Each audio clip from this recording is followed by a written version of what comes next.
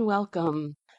There comes a moment in every truth-telling journey when the story stops being about buildings and records and systems, and it starts being about people, real lives, real wounds, real courage. And that moment is now. Beginning today, you will hear from survivors. Not just about what happened inside the community of Jesus or Grenville Christian College, but about their whole lives, who they were before, how they were shaped and harmed inside these systems, and what it has taken to live after. Because leaving is not the end of the story. For many survivors, it's the beginning of the hardest chapter. Life after often carries the deepest pain, confusion, grief, the years of trying to build a life without ever having been taught how. So many of us made choices from a place of survival, not from safety, not from freedom. We just did the best we could with what we had been given, and often what we had been given was very little. And yet there's also extraordinary strength here. There's resilience and courage. There's a fierce will to keep healing, even when it hurts, even when it takes decades. We often talk about this journey like peeling an onion, layer after layer, memory after memory, truth after truth. And just when you think you've reached the center, there's another layer, and we begin again. Many of us believe this is work we will be doing for the rest of our lives, not because we're broken, but because we are committed to becoming whole, to refusing silence and choosing healing, to reclaiming our lives. These stories are not shared for attention. They are shared in hope and in truth and with love for the next generation. I hold each of these stories with deep care, and I invite you as listeners to please do the same, because this is what reclaiming the light looks like. And today I'm honored to introduce our first survivor guest, Ruth Buddington. She is the daughter of one of our very first guests on this podcast, Carrie Buddington, who lived inside the community of Jesus for 40 years. Ruth was born inside the community of Jesus, and her story is one of pain, courage, and great resilience. I am your host, Bonnie Zampino, and this is The Cult on the Cape. Hi, Ruth. Thanks for being with us today. Hi, Bonnie. Thank you for having me here. Absolutely. It's amazing seeing your face after so many years. We both lived at the community of Jesus at the same time. I think you are a little younger than me, but it's just really an honor to talk to you and catch up with you after all this time. And so we know a little of your story from your mom, but we would love to hear your story from you. So if I understand correctly, you were born at the community of Jesus? Yes, I was the youngest of three, and my sister and brother, and then myself were the first three children to be born at the community. Wow. Yes. So what do you remember? What are your earliest memories? So my earliest memories are not of my biological family. I was taken from my mother, according to caretakers that I've talked to since then, somewhere between the age of 4 and 6 months. My understanding is that she was shamed. She had a very difficult pregnancy with me, and she was just miserable, and they were telling her she was a bad mother or whatever manipulations they piled onto her at the time. Guilt that I was conceived in sin. These are stories that have been told to me. Wow. And that I was the result of her sin.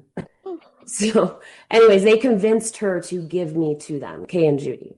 And then they, in turn, they were essentially my caregivers, I guess you'd say. They were responsible for me. And they had a teenage daughter, Jill. And she was my primary caretaker. From what I understand is she was being prepared for marriage, and I was kind of given to her as a practice baby. So my earliest memories are her, primarily. That is who I bonded to as far as like a motherly bond, because she is the primary person that I spent most of my time with, and the family, Kay and Judy, at times. But I lived with Jill and her best friend, Betsy. And there were, other teenagers in the same age group that would also take turns taking care of me. But I have pleasant memories of Jill. She was very loving and kind, and I felt taken care of. Because to a baby and a young child, you aren't aware of the fact that the person who's taking care of you isn't much older than a child themselves. So The house that you lived in with Jill and Betsy, were there other families there in the house, the other children in the house, or was it just kind of the three of you? So there are multiple houses I lived in. The first one I remember was Jerusalem. All the houses had names, obviously. And that house, to my memory, I was very young, was that it was all girls around the teenage age. There may have been probably an adult or two living in the house, but from my memory, and I was very young, I just remember being a baby, and it was pretty much Jill, Betsy, and then some other girls. My earliest memories are I remember being terrified all the time, and being in my bed and just screaming myself to sleep, just crying uncontrollably. And, one of the girls would come in and lie down next to me and just calm me down until I fell asleep. Do you remember what you were terrified of? I do know now that I was abused by Kay and Judy. I'm not going to get into too much detail about that, but I had recurring nightmares my entire childhood, which then led to a series of things that tied it all together, resulting in actual full-blown flashbacks in my 20s. And, I've been to a therapist and all that, but I imagine it may have something related to that. Although my mother says that I cried a lot even before I was taken from her, I think it might also relate to being separated. They do studies on babies and how important it is for them to be held and loved. And I know that they're being very strict on my mother even from the time I was born, not to hold me, not to love me. And so it may have, there's all kinds of factors that play into the trauma thing. And I want to just say at this point, I'm talking about this, to help bring awareness, but I'm at a place in my life now where I've moved beyond the oh poor me, like the victim stage, Mm-hmm. and I'm more interested in learning, understanding how the trauma patterns are formed in a young age and how to reprogram those. Because I do believe that there's ways to, even though still to this day I'm aware of the loops, the cycles, the programming that I still have. Yeah. But my interest now is not to sit and whine about it. It's to, there's all kinds of cool stuff people are studying of how to reprogram your brain, how to rewire your DNA, how to overcome trauma patterns. That is fantastic because we definitely know what severe trauma does to the developing brain of a child, and if they could figure out how to reprogram that, that would be amazing. So your earliest memories are of Jill. She was kind to you. You were in various houses with various people, but Jill as a constant. Kay and Judy, the mothers, were your quote unquote guardians, I suppose. Do you remember seeing your biological mother during that time or having any awareness of her, or she just kind of didn't really exist to you? No, I have no memories. When I was reintroduced to my biological family, my earliest memories of that was it was started with visits. They were living in a house with another family, and I would be brought over for visits. So there was a gradual integration where I was introduced to them as my family when I was about 4 years old. And there was a period of time that I would go spend time with them and visit them. And then I was put to live with them. But I did not know them. I didn't know them as my biological family. I was actually really distraught when I was made to go live with. It was very confusing. I remember a childhood book that it's the one, you have the one childhood book you remember, Yeah. that Jill would read to me, and it was that little one with the duck that goes around. Are you my mother? Mother. Oh, It's just so weird when I look back at it because it's so vivid in my mind. And at the time, like, I didn't have like, I don't know. It was so confusing. Yeah. But there was a transition. So there was that house, then we moved to another house where in that house there were other children. We all lived in the basement. I was a little bit older at that time, so probably getting into my toddler, 3. The Edmondson children lived down there.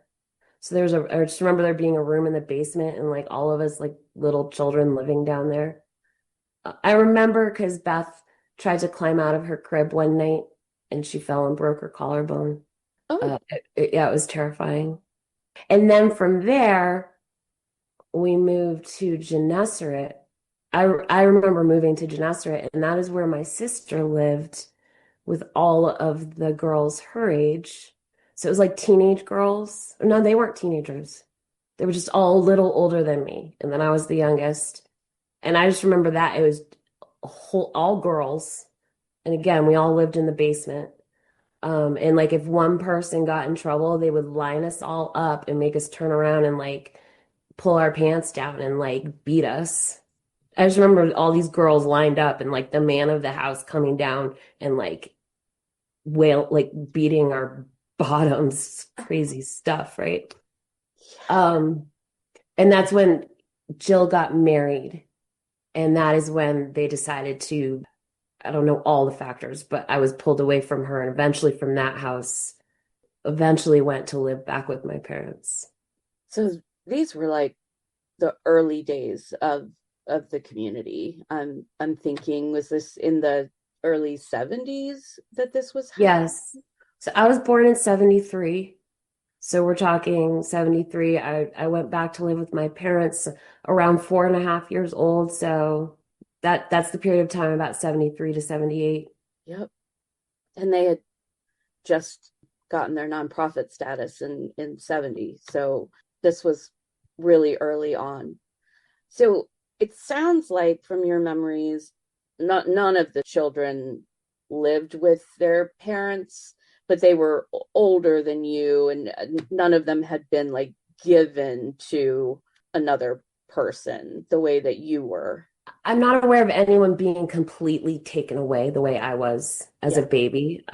Yeah. And that's a whole nother story. But I think the community went through phases. Mm-hmm. So my early years, I do have memories of there being like groups of children.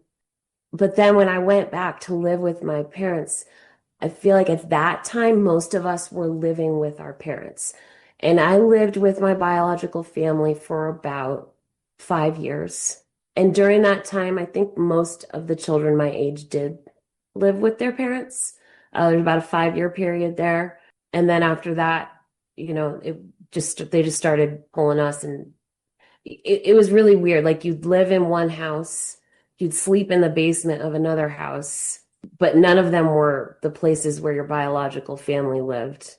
And you worked all day. There was no free time. So when you were reunited with your biological family and those 5-ish years that you spent with them, couple questions. One is, do you remember how you felt? And the other was, how many times did you move during that period where you were with them? When I first went back to live with them, I was devastated. I know I would cry constantly, and at that time I was still allowed to go and visit Jill during the day, but I would cry for her constantly. I was very upset, and I was able to visit. I don't know if it was for like another year, and then they stopped allowing me even to visit her. Eventually, I integrated into the family. I do have some good memories. The lot we lived, how many times did we move? So the first part of my life, I don't know. I was moved all around. When I went to live with my family, while I was with them, we lived at during those 5 years, Damascus, Jericho, Callahan, and actually during those years, I was taken away from my family. They left the community. This is really bizarre, but I think They it did? actually ties into the whole story. Not completely, but there was a period of time where they went and rented a house down off of Rock Harbor Road, Really? so about a mile away. And they were still affiliated with the community, but they were like, I don't know if they went to non-resident status. Mm-hmm. So they rented a house off the property and I think they were actually debating leaving the community at the time. And I was I was so happy. I lived there with them for I think like a week or two. And whatever happened, they came and took me. They weren't I don't know if my parents agreed to it. I guess they must have. But they came and took me and I didn't get to be part of that moment of freedom they all had. Did they take your siblings too, or just you? No, they left my siblings stayed with them. And I don't even know where I lived because there's a big huge blank spot. Mm-hmm. I don't know what happened to me. I just remember wishing, because at that point, I had actually started to integrate into their family, and then they left. But they didn't let me come with them. But counting, I don't know, probably at least 8 different moves during that 5 years, different And were houses. you with different, like in different households? Like, were there other families and people with you? Probably 4 or 5 moves made with the whole family. And then we landed at Israel. And from there, that is when I started getting moved separately from my family again.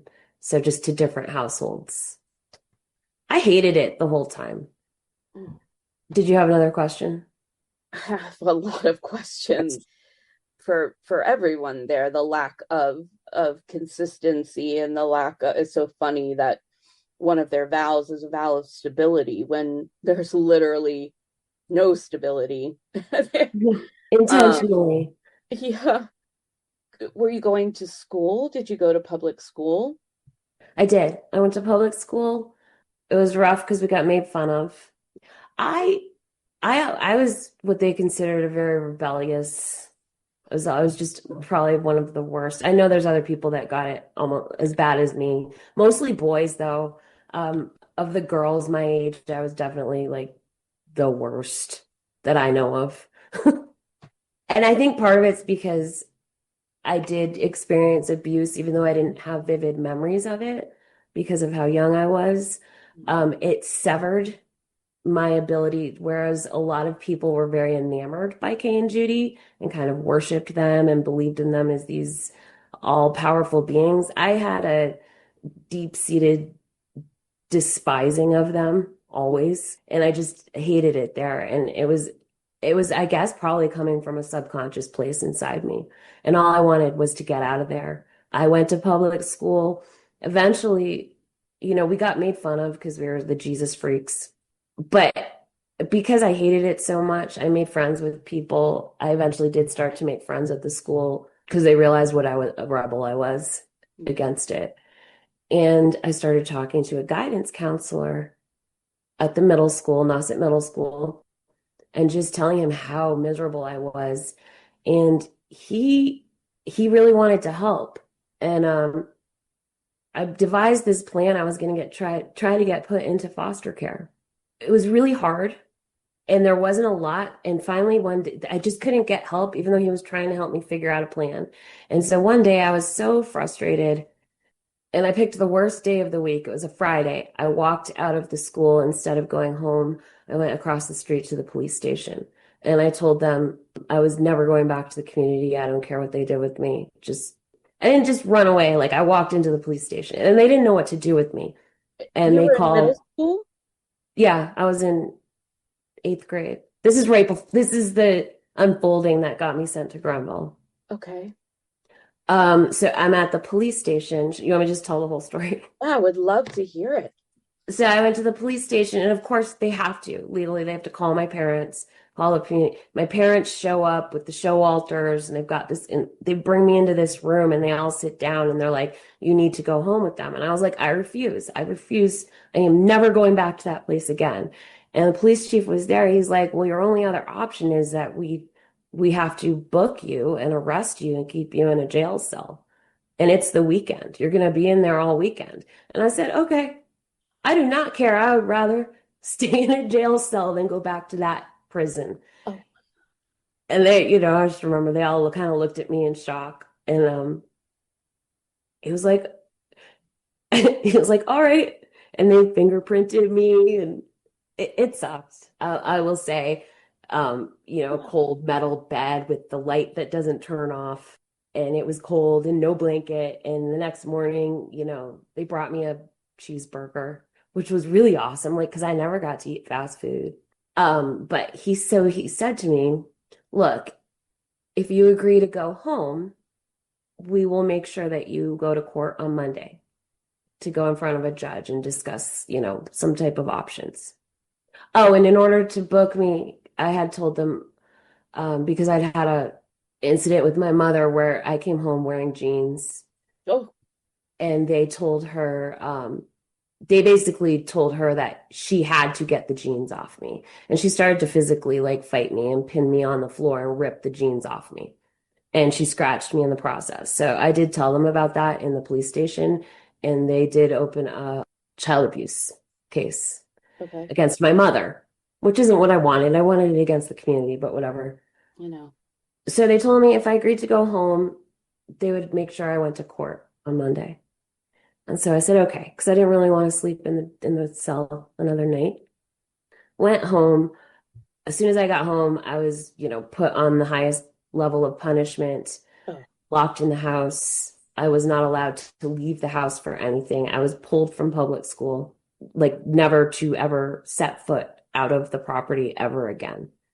And I didn't get to go to court. What they did was they sent a, you know, social worker to investigate. And the social worker showed up, and they had everything. They had like this whole staged thing with people lined up, and, you know, they just played the whole thing perfectly, and didn't get charged with anything. You know, the caseworker went back and was like, "Oh, it's perfect." ugh. Then they took me to see a psychiatrist. They tried to get me diagnosed. They were trying anything. I think they were trying to get some kind of diagnosis so they could either medicate me or put me away, but that didn't work. I never saw the results of that until many years later. My mom sent it to me. But the psychiatrist basically said, in so many words, he was like, "She's basically too smart for her own good. She just needs someone to see that, you know?" Wow. Yeah. I He said can't I was believe operating as the scapegoat in an alcoholic type family situation. that. It was interesting. I read it many years later. I was like, how could you have got, yeah, but anyways.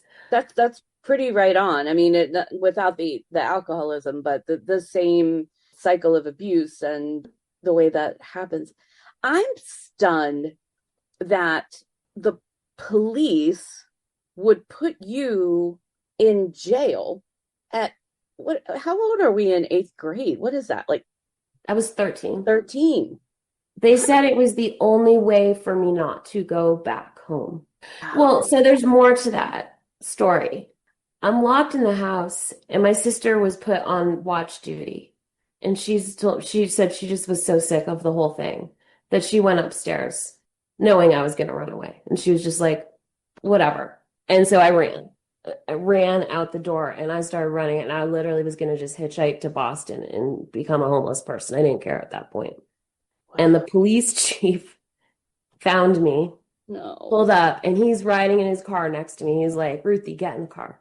I was like, no, you're just going to take me back there. You made it clear you aren't going to help me. He's like, no, I promise I won't take you right back. Just get in the car and talk to me. And I'm like, why would I trust you? You said I was going to go get a day in court and you lied. And he just looked at me with this like really sad face, and he's like, I know, I'm really sorry. Please just get in the car. Let me talk to you. So I get in, and what he tells me is that he was like, I really, really, really want to help you. And I don't even know who the police chief was, but this is probably 1986. He said, I really want to help you. He's like, but our hands are tied with the community of Jesus. They have so much power in this town. He's like, there's really nothing I can do. He was like, the only thing I can do is I will promise to get you in front of a judge, and then it will be up to the courts. He said, I know we didn't follow through on that last time, but I swear to you, if you go home, you will be going to court. I promise, I swear to you. And I believed him. So I went back home, and he did. He followed through on his promise. They took me to court. I went there with my parents. We sat down with a probation officer. They made a court order mandated that I be mandated to see a therapist that was in no way, shape, or form affiliated with the community of Jesus. Okay. That I could talk to about my grievances and determine if I needed to be taken or whatever. But the first step was therapist, and that my parents were also to see the therapist, and that we would also do family counseling. And that the case would be continued to assess based on the findings of the therapist. But it was to be a court-appointed therapist was determined to not have any ties to the community. Fantastic. I was happy with that. I was very happy with that. I was like, at least I have someone who will hear me. We went and got in the car, and apparently someone had taken the car home while we were in court, packed all my stuff in it, and they locked the doors and drove me to Grenville. Wait, they left this court meeting where they were mandating therapy and drove you to Canada? Yes. Right then and there. Right then and there, straight from the courthouse. Do not pass go. So, okay. And I realize like maybe the legal system is a bit different today, but wouldn't they have been held in contempt? I have asked my mother about this, and she says that what they told her was that because they were taking me to another country, they could not enforce the court mandate for me in another country. And I'm sure they presented it as that I had agreed to go. Yeah. So you had no clue that this was in the works. Like you're starting to feel like encouraged, like, okay, I'm finally going to have someone neutral that I can talk to who might be able to help me. And you walk out of that and you're being driven to Canada, Grenville. Someone had asked me, actually, Carol Showalter had asked me a couple of days prior to that. She had pulled me aside and asked me if I wanted to go to Grenville. And I told her absolutely not.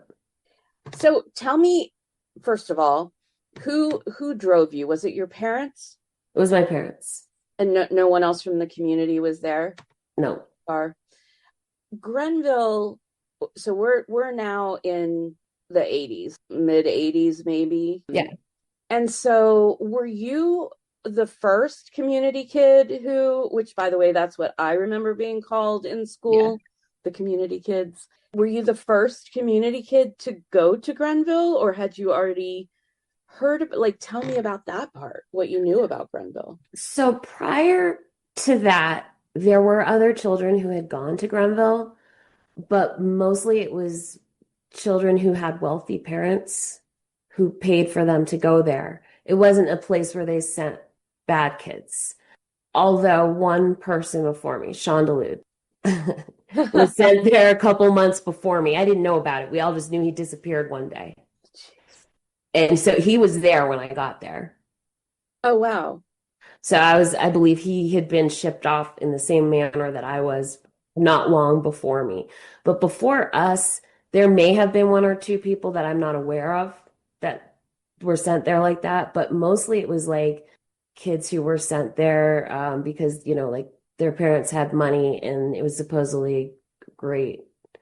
But Grenville treated, I don't want to sound controversial, but if Grenville treated children whose parents paid a lot of money, I'm not going to say they didn't suffer any abuse, but the level of influence and control and care that the parents showed about their child did make a difference. Absolutely. So when you got there, well, let's stop at the border. Tell me about this car ride and what happens when you get to the border.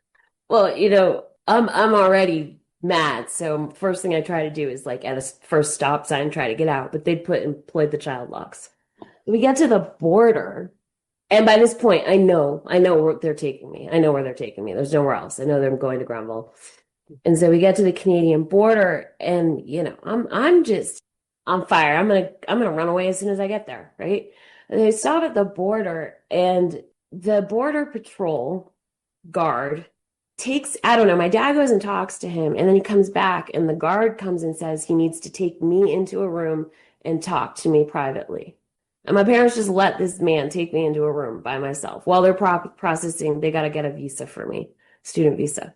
He takes me in the room and he scares the living daylight out of me, just, yelling at me, telling me he knows what what a bad kid I am. And if I pull any of this while I'm in their country, they're going to lock me up and put me in prison. And if I even try to run away, they'll catch me and put me in prison. So I think someone paid him to scare me, and it was effective. I was pretty scared. I'm not going to lie. And you were 13? Yeah, I was 13. 13. Oh my gosh. I can't imagine that Border Patrol typically has those kinds of conversations with teenagers entering their country. At the time, I have no idea, right? I've lived in a cult my whole life.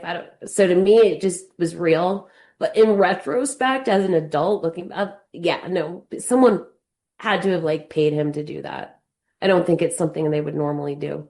No, but it so sounds like what the community would do. Yeah. And it also, it's hard for people who haven't lived this to understand how much we normalized really abnormal things. I mean, we didn't know any better. To me, that was like, oh, he's just another person like what I deal with at the community every day. Exactly. Yeah. Oh my gosh. All right. So you've had your own little scared straight episode. You arrive at Grenville. And what was that like? Oh, it was just culture shock. I got there. I don't want to be there. I'm mad. They put me in the dorm. They give me a uniform. I don't know anybody. But because all the staff at Grenville like worship the mothers, they all know who I am. Right? Yeah.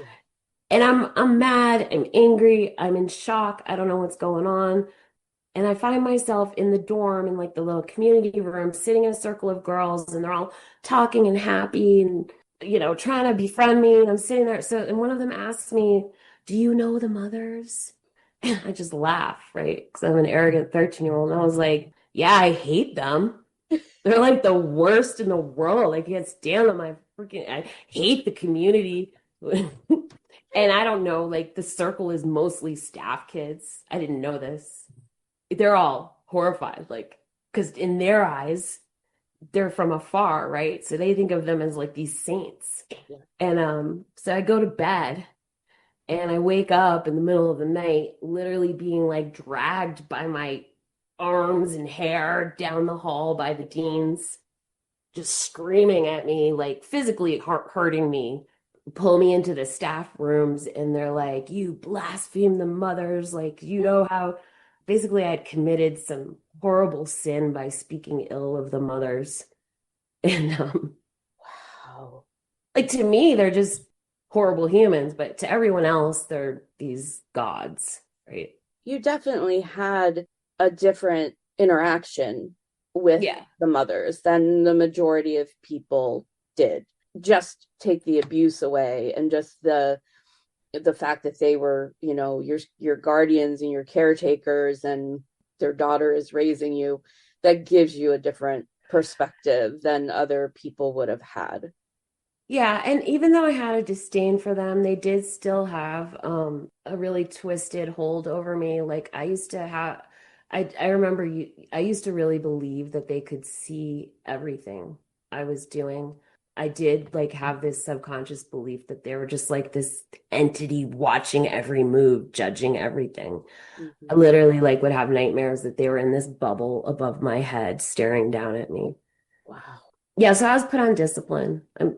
We all know about, I think discipline has been described in the books. In the books, they certainly have, but I don't know, how much we really talked about it in the other series. I didn't quite catch who dragged you out of bed, and was this staff that were doing this to you? Yeah, it was the two, I believe it, I know it was Judy James. I'm pretty sure it was Margaret Mayberry was the other one. Okay. One thing I want to go back to, don't let me forget, I do want to talk about light groups or light sessions that you might remember from when you were at the community, but moving, along with your journey, what discipline, what can you describe what that was? I was put on their more severe form of discipline, which I think was reserved mostly for staff and community kids. So they pulled me out of the dorm. I was made to live in an apartment, a staff apartment with the child's 24-hour surveillance. So like literally someone watching over me and escorting me everywhere. Couldn't wear the uniform, and all of my meals would to be eaten in silence alone. Wasn't supposed to speak to anyone unless it was a staff member, talking to me, demanding a response. And then all of my time was spent working. So scrubbing the floors, scrubbing pots, dusting cans in the supply closet. I don't know, whatever tasks, cleaning the toilets with a toothbrush, whatever they could think of. So you weren't in school? No, no. How And I'm not the only one they did this to. how long did this discipline period, how long did it last? Do you remember? I don't remember exactly how long the first one lasted. I know I was not allowed to move back into the dorms. So they kept me in the staff apartments. They did eventually allow me back into classes. But I was pulled on, like anything I did, I'd get put back on discipline. So, I mean, and then there was one period of time, I don't even remember what I did something. I remember being on discipline for at least like 3 or 4 months. That's not the longest. They had my brother on discipline for like 6 months. I remember David Smith being on it for some insane amount of time. I think Sean was on discipline his whole time there until he ran away. And so you're in silence, you're being monitored all the time, you're doing whatever filthy work they can get you to do, make you do. And you're not in class, you're not in school. Are you doing school work? Like, are you just not being educated during this time? And a lot of there are some big gaps because when I was in these discipline states, there's just some frozen periods. Mm-hmm. I know sometimes I was given schoolwork to do, sometimes I wasn't. I know during some of the times, like I wouldn't be allowed to sleep, like I'd be pulled out of my bed and, stood in a room where they're doing kind of a light session type thing for hours in the middle of the night. So sometimes I think I was being given schoolwork to complete, and then sometimes not. It's hard though, because there are, dissociation happens when you're put in that state for so long. And honestly, I've had enough flashbacks and memories come back that I really don't have any desire to bring back any of the ones that I haven't already unlocked. Yep. No desire to go there. I think it's really important, for people who might be listening who don't have a background in this kind of trauma, to explain that trauma does very odd things to the brain and memories. So there are people who, as a result of their trauma, have kind of hyper memories. They remember everything. Mm-hmm. And then people who have huge holes in their memory where they remember not much. And there are people who have both of these at different times, depending on where they were in their life, where they were in the trauma process, so it's very, very normal to not have full memories at different times in your life. And so sometimes things are just too painful that we just block them out. And I think it's completely valid what you said, like you've remembered enough and you don't need to remember it all. There's a reason that our brains do this to protect us. So how long were you at Grenville? I stayed till I graduated. My plan was to go to college. I was actually a pretty smart kid, had really good grades. I completed all but 2 courses to have my OAC degree. So in Canada, you can actually do 5 years of high school, which is the 5th year is considered kind of like a first year of college in the United States.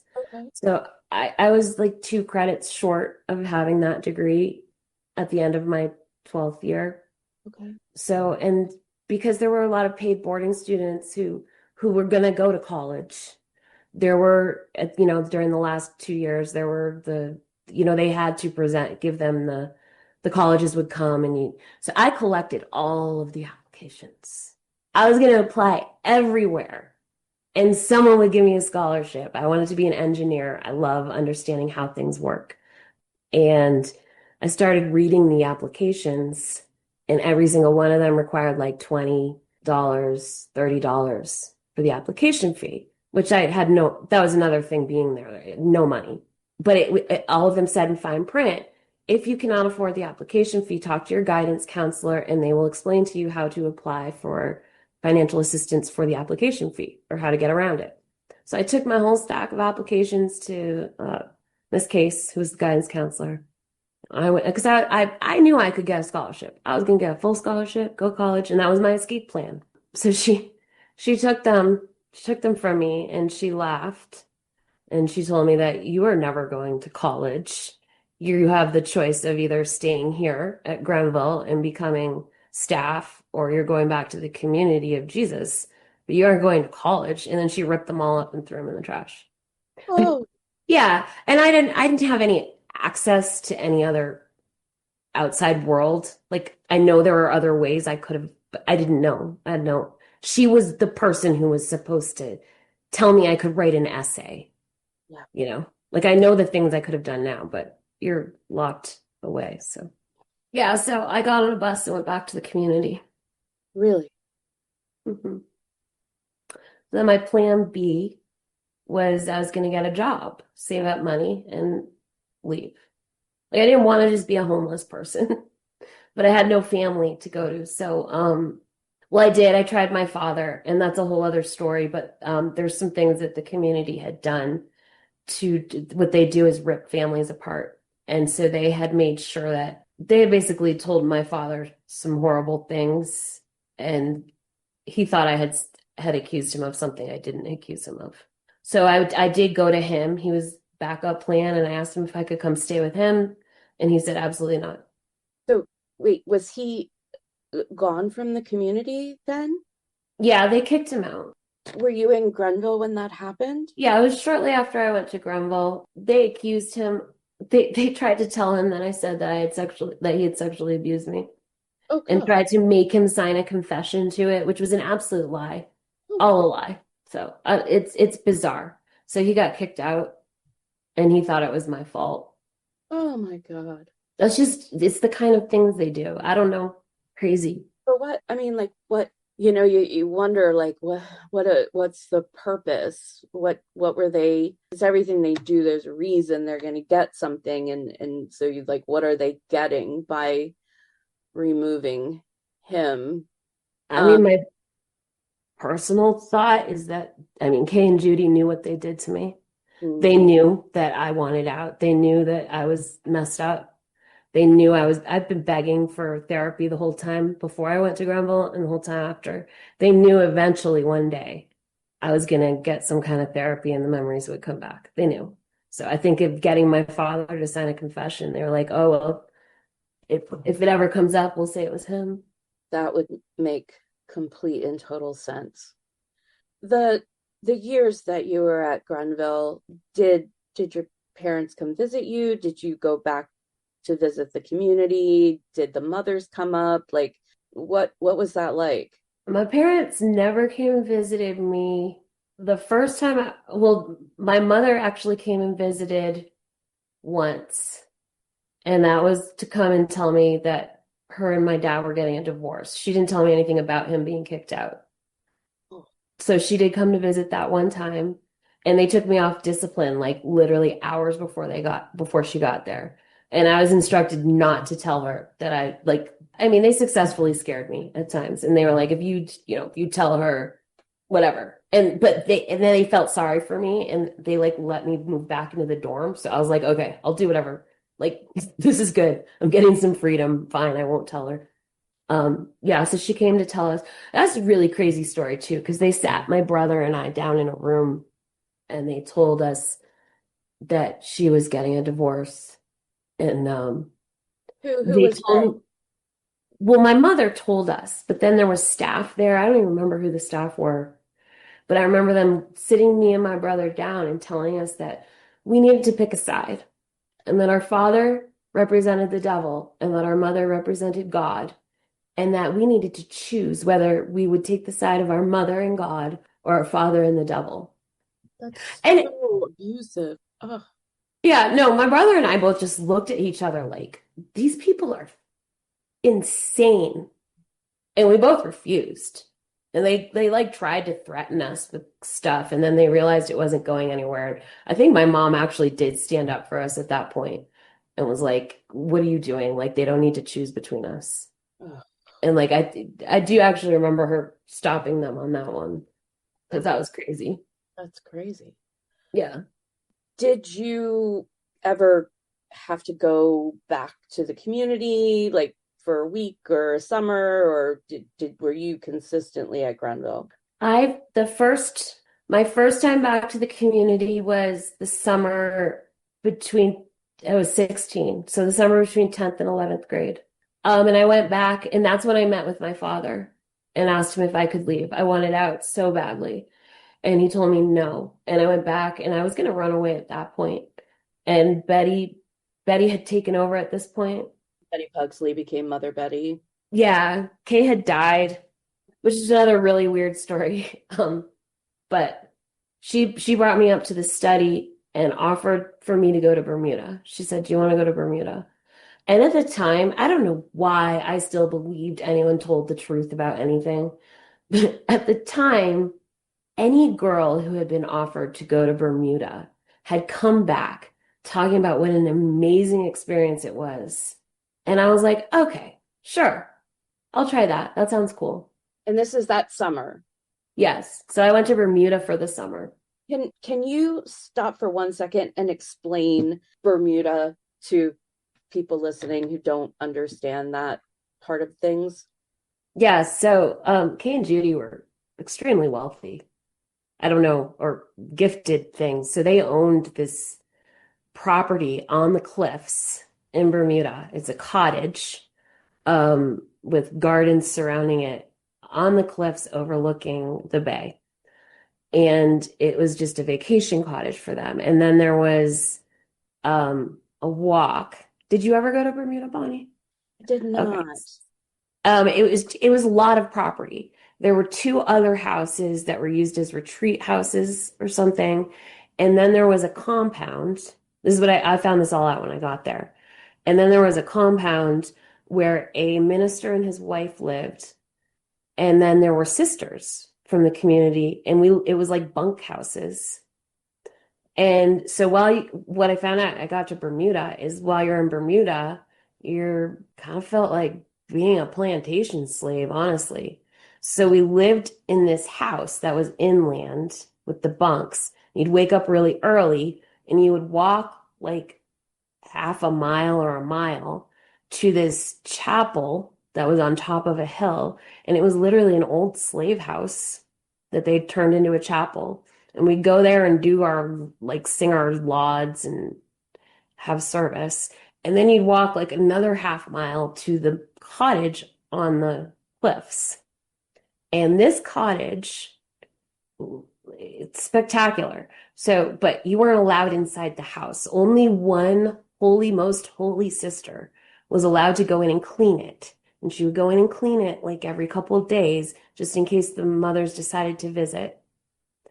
And she would lay towels on the floor because she wasn't allowed to let her feet touch the floor. So bizarre. We spent our days, yeah. Okay, so there's a cottage that the mothers own, and then nearby there's this compound, which I understand was like some weird trust or something. I think so. And so going there was basically just going to another community of Jesus run thing in Bermuda. But the whole purpose, everyone was there that was staying there while they're there. Their entire purpose of existing every day was to go and maintain the gardens and take care of the chickens and maintain their property on the cliffs. That is all we did. That is the only thing we did. Literally just work to maintain the mother's property. It literally just their vacation property. They literally had free staff over there tending gardens, chickens. Like they literally had chickens for a place they probably spent a month a year at. And you weren't paid for this. Oh no. And so were there when you said most holy sister, was this a community of Jesus sister? Yeah, so I think they always had at least like 3 or 4 sisters there. Okay. And there was one sister that was like always there. And was she the most holy sister? She was the most holy sister. Is that really what she was called? No, that's my I just say that because she's the only one that was allowed to even enter the house. So there was something like special.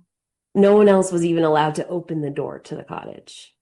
So she would go in, she'd put towels down so she didn't actually make contact with their floor, and clean the interior in case the mothers decided to visit. Sounds so crazy when I say it out loud. It's insane. I mean, it's literally insane. So were there other young people your age there, or anybody Yes. who wasn't a nun? While I was there, Charity was there. Okay, I remember. I believe she still lives at the community. Yes. She was one of my friends, same age. I think you probably remember her. I remember her very well. And yes, she is. She is. Very fond of her, but some people, some people don't leave. Was it I mean, I know you had the schedule and the cleaning and the gardening, but were you also having discipline and light sessions and that type of thing, or was it a break from any of that? It was kind of a break from that, I will be honest. The sisters were very kind. They were very gentle. Yeah, I remember like thinking I was going to get in trouble, and the sister just sitting and like literally talking to me in a very coherent way and being very understanding and being shocked. It was the first time I'd been kind of treated with some respect. I think maybe because they were away from the situation, Mm-hmm. So that aspect of it was easier.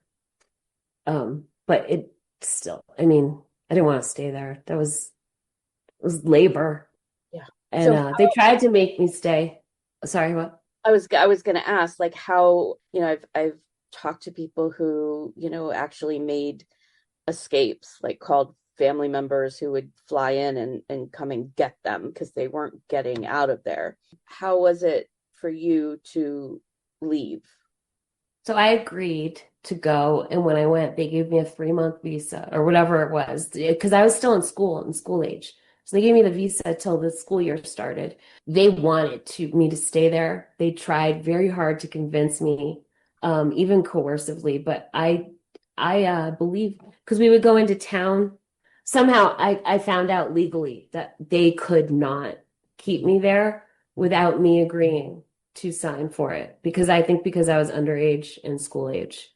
So they flew you back to the Cape and then I went drove. back to Grenville. Do you remember the mothers coming to Grenville while you were there? I don't remember them coming while I was there, but that doesn't mean they didn't. Right. You said that Mother Kay's death, that was another strange story, and that happened while you were at Grenville. It did.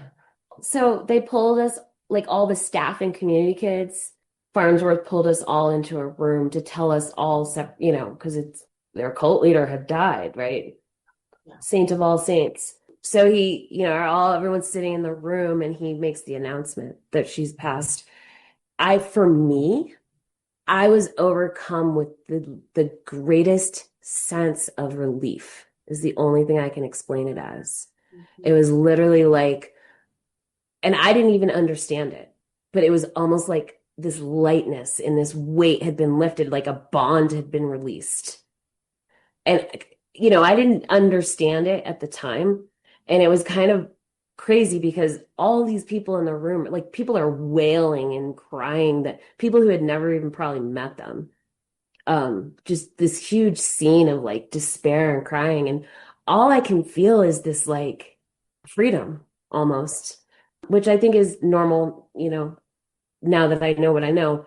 At the time, it terrified me because I was like, oh my God, there's something wrong with me. Like, shouldn't I be sad? So I got up and just like, it was so overwhelming. Like, and I just got up and ran out of the room and I like played it off like, oh, I'm so upset. I have to get out of here.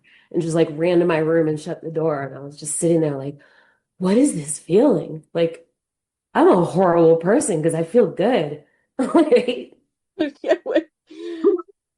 But it makes sense. I mean, Yeah. yeah. Yeah. And my understanding was she was in England when she passed. Yeah, my understanding is it has something to do with her liver, I think, which would make sense. They drank excessively. Do you know why they were in England? Pretty sure they own property there. They own properties all over the place. Yeah. They went to England a lot. I don't know, I haven't researched it, but from what I understand, they have properties in England, friends. They travel all over. I know there's Bermuda.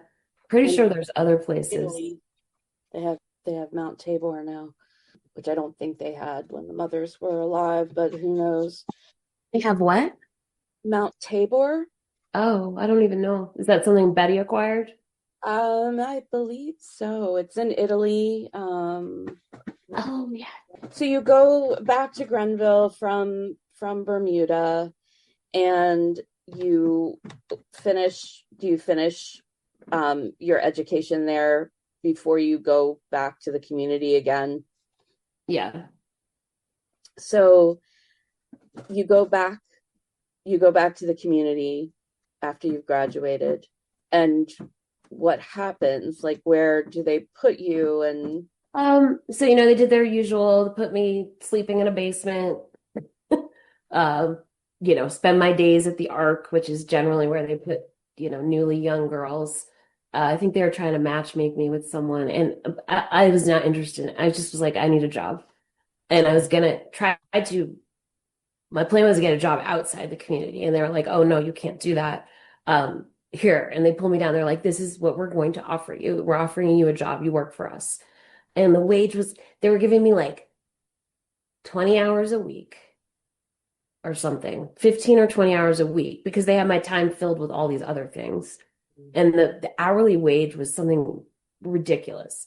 But I mean, I can do math, right? And what they said to me was, this is your hourly wage. This is how many hours you're going to be working. And because you're working and bringing in money, we're also going to charge you this much for rent and this much for food per week. And I did them. So it was simple math. And what they were paying me and what they were charging me, I was going to have $5 a week left over. oh my God. And I was like, My gosh. I just looked at her. And it was the lady that runs Paraclete Press offered it to me, and I did it really quickly in my mind. And she's sitting there, and I was like, "No, thank you." And she looked at me so appalled, like no one had ever said no, thank you to her before. And she just was like, "What?" I was like, "No, thank you. That's not enough pay. Like I won't be making anything." She was like, "This is so generous." She couldn't believe I said. She was like, "You can't say no." And I was like, "I just said no." But it was just her reaction. It was like no one ever had dared to turn her down. I'm sure that that's true. Oh my gosh. Yeah. So, So what happened? so I just left. I packed a little backpack with a change of clothes, and I stole a dime off the kitchen counter. I should pay them back the dime. I'm thinking that your gardening work in Bermuda probably, Oh yeah, that's true. you paid it Oh, forward. well, first I did tell them. I went to Susie I walked in. I had gone to visit my brother, and I came back, and I came back an hour late. And I walked in the Ark, and Susie just starts screaming at me what a horror I am or whatever. And I just looked at her calmly, and I was like, okay. I was like, that's fine because I'm leaving anyways. So save your breath. It doesn't matter. She's like, what do you mean? I was like, I'm getting out of here. You have nothing to offer. I don't want to be here. You've taken away all of my plans of how to leave gracefully. So my only option now is to just take my 2 feet and walk away. And she was just like, well, I have to call the mothers because I think it was still Judy and Betty, right? Yep. So she calls them and she makes me get on the phone with them, and they're like, so you want to leave? And I was like, yeah. They're like, okay, go ahead. Like they know. They knew I was gonna go. They were like, okay, fine. You should stop and say goodbye to your mother before you leave. So I was like, okay. And I'm sorry if you're listening to this, Mom, because I know it's probably not one of your favorite memories. But this ties into, how they really brainwashed everyone into thinking that if you weren't at the community, you were just a whore. And I went to say goodbye to my mother, and I don't hold this against her, but her only words to me were, "Oh, make sure you use a condom." Ooh. I doubt she even remembers that, but they, I'm sure, had drilled it into her mind that if, the way the Monday meetings were, if your daughter isn't in this place, she's nothing other than a whore. And so in her mind, she probably just believed that, and she wanted to make sure I didn't get pregnant. And so it was the greatest advice she could think to give me because they had, really made her believe that that's the only other option in the world. Oh, Yeah. wow. I never became a whore, by the way. Yeah. Contrary to popular opinion, I never was a prostitute. It's crazy. Although it probably would have been easier. Like I would have had a lot more money. Yeah. It's amazing how many of us left and, didn't become a prostitute, didn't go to hell, didn't whatever that was going to happen to us. But it's not an easy process to leave. So we're going to stop the story here, and we're going to come back next week with the story of Ruth leaving and what life has been like for her since gaining her freedom. Brought to you by Rock Harbor Truth. I'm your host, Bonnie Zampino. Thank you for listening as we continue telling the story of the cult on the Cape.